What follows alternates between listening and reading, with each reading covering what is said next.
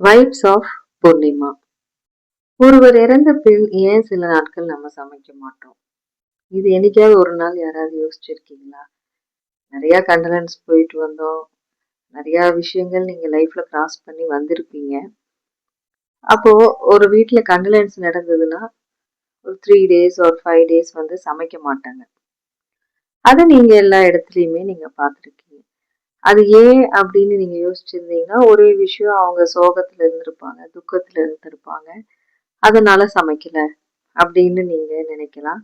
But அதுக்கு பின்னாடி ஒரு சின்ன ஒரு சயின்டிபிக் ரீசன் இருக்கு.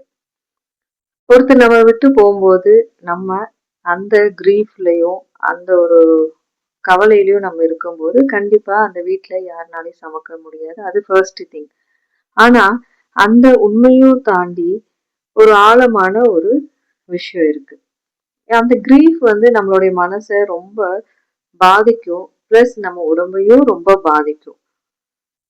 ஒருத்தர் இறந்த செய்தி நம்ம கேட்ட உடனே நமக்கு நம்ம மனசுல ஒரு பெரிய ஒரு ஷாக் வந்து கிடைக்கும். அப்ப அந்த ஷாக் வரும்போது நம்ம நர்வஸ் சிஸ்டம் டோட்டலா வந்து மாறிடும். அப்ப நர்வஸ் சிஸ்டம் மாறும்போது நம்மளுடைய தாட் ப்ராசஸ் எண்ணங்களுமே குழப்பமான எண்ணமா நமக்கு இருக்கும். குழப்பமான எண்ணத்துல இருக்கும்போது நம்ம உணர்ச்சி நிலைகள் எல்லாமே நிலை இல்லாம இருக்கும். கன்ஃபியூஸ்டு ஸ்டேட் இருக்கும்.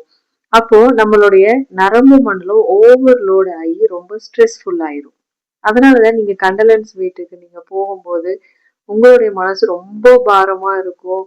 அதுல இருந்து வந்ததுக்கு அப்புறமும் நியர்லி 2 to 3 hours உங்களோட நார்மல் லைஃப் செட்டில் ஆகிறதுக்கே அது எடுக்கும். அது என்னன்னா, நம்ம டோட்டல் பாடி நர்வஸ் சிஸ்டமே ஓவர்லோட் ஆயிடும். ஓகே, இப்ப இது எல்லாமே வந்துட்டு நர்வஸ் சிஸ்டத்தை நேரடியா பாதிக்கும். ஆனா இந்த விஷயத்த அந்த காலத்துல இருந்தே ஒரு விஷயத்த சொல்லி வராங்க சாஸ்திரத்துல. சரி, ஒரு ஜீரண உறுப்பு, நம்மளுடைய டைஜஷன் எல்லாமே ஜீரண சக்தின்னு நம்ம சொல்றோம். அதை நிர்வகிக்கிறது என்னன்னா அக்னி, ஃபயர் எலிமெண்ட். அதுதான் வந்து நம்மளுடைய ஜீரண சக்தியை நிர்வகிக்குது.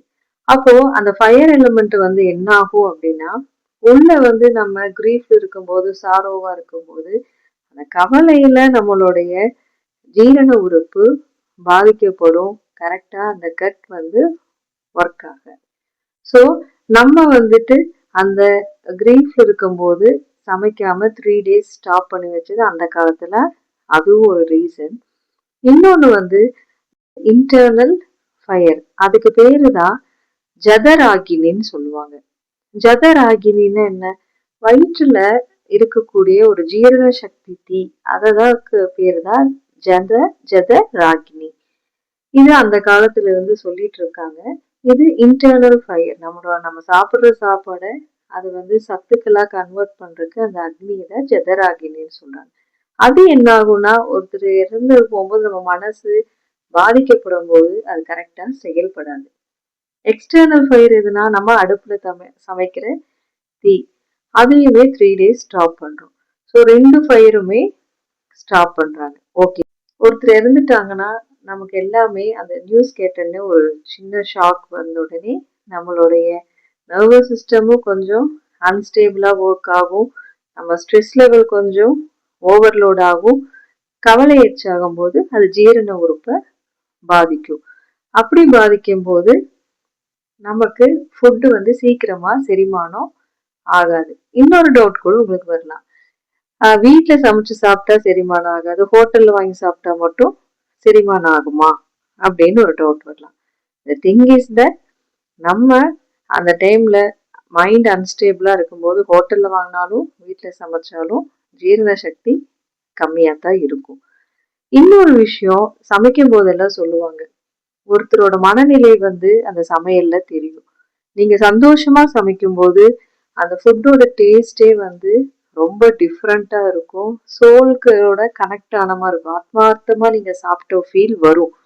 அதுவே நீங்க ஒரு சண்டை போட்டுட்டு கோவத்திலையும் யாரோ மேல இருக்க வெறுப்பையும் நீங்க திட்டிகிட்டே நீங்க சமைச்சீங்கன்னா அந்த ஃபுட்டு நீங்க என்ன இன்கிரீடியன்ஸ் அதுல ஆட் பண்ணாலுமே அதோட டேஸ்ட் வரவே வராது. அதனாலதான் சமைக்கும் போது நம்ம முழு மனசையும் நம்ம அதுல கான்சென்ட்ரேட் பண்ணி ஆத்மார்த்தமா சமைச்சா மட்டும்தான் அந்த ஃபுட் வந்து டேஸ்டா இருக்கும்.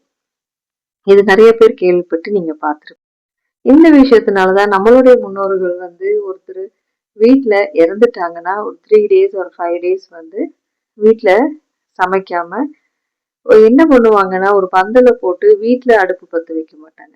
தனியா வெளியே வந்து சமையல்காரங்களை கூப்பிட்டு அவங்க வெளியே செஞ்சு வர்றவங்களுக்கு சாப்பாடு கொடுப்பாங்க. இது வந்து ஒரு விதமான ஹீலிங்னு கூட சொல்லலாம். அவங்களுக்கு ஒரு ரெஸ்ட், ஏன்னா அந்த டைம்ல அவங்களுக்கு ஒரு ரெஸ்டும் தேவை, மனசு நிம்மதியும் தேவை. பிளஸ் விஷயம் பேக்ரவுண்ட்ல என்ன அப்படின்னா கட் ஹெல்த் அஃபெக்ட் ஆகும்.